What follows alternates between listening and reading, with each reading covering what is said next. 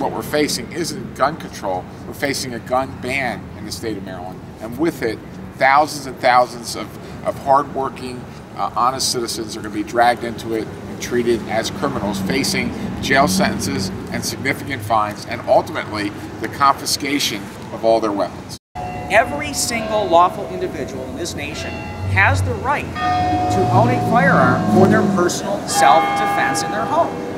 The governor is going to go ahead and charge a tax against people who wish to exercise that right. He says he's going to make money on it. Where in the history of this nation has any government, state, federal, local, or otherwise, ever taxed the exercise of a civil right and had it turn out to the benefit of those people who are most disadvantaged?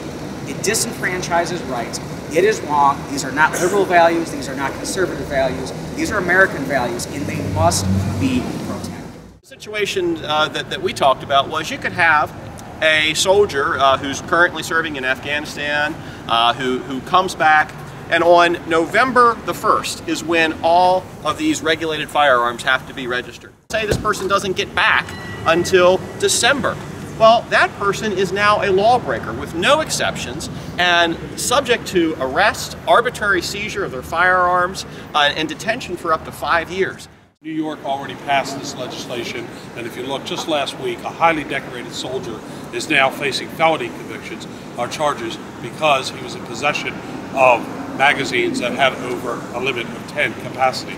So you have a highly decorated soldier in the United States military now who's being punished and turned into a felon. And that will happen here in the state of Maryland if this bill is passed. It will make law-abiding citizens into felons. One of the most impressive moments, I think, in this entire testimony that really sums all this up is one of those veterans said, "Don't treat me like a criminal. I am a law-abiding citizen who protected this nation."